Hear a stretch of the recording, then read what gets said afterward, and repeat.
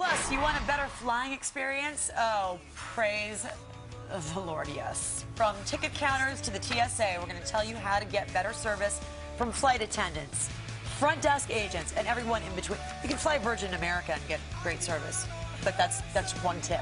Just one simple tip from me. We'll get better tips coming up.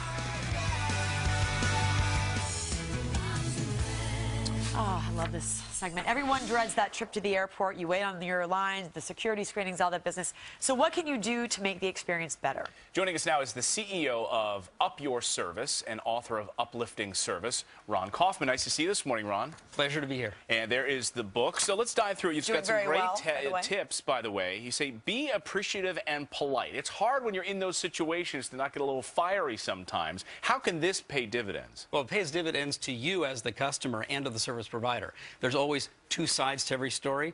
So on one side is the service provider, and their job is to give you uplifting service. But the way you are as a customer can also impact their mood and their desire to give you good service. So be an uplifting customer. So I had a friend who booked a first-class ticket. She wanted to sleep on the plane in those American Airlines seats that go all the way back. There was a change in the configuration, and she got bumped to business class, which is a totally different seat, but she had paid. But there were still people sitting in first class. She went slightly, she was annoyed. I wouldn't say she went ballistic, but the flight attendants, everybody told her to calm down. And she didn't, she ended up sitting in business class and lost all that money that she paid. Well, that's going to happen from time to time, right? So then the question is, what do you want the airline to do for you, and how are you going to get them to do it? And one is you go in and you're the complaining customer and you're pounding on, but then they have to deal with your negative emotion and the situation. If you go in and say, I'm actually a loyal customer and something happened here and I'd love to give you a chance to bounce me back. And what's your name, by the way?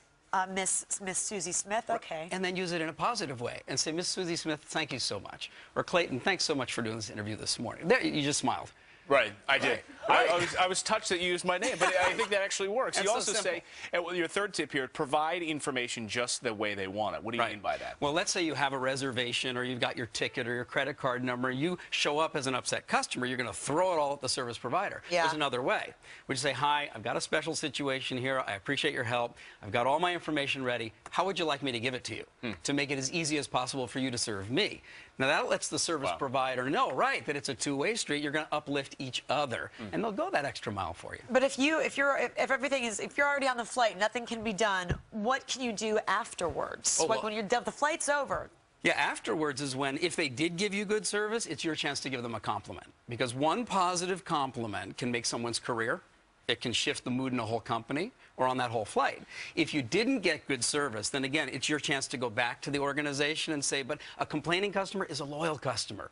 The non-complaining ones will just go complain online. You say, talk to the company. Your next tip here is confirm next actions. What do you mean by that? So what are you actually going to do for me? Let me make sure that I understand when's that going to happen, what are you going to do, and make sure that it's clear promise in both directions. Makes it easier for them to serve you. This is such a good book, Ron.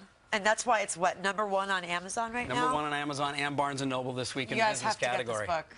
I'm telling you, it's Uplifting Service by Ron Kaufman. Thanks for joining us.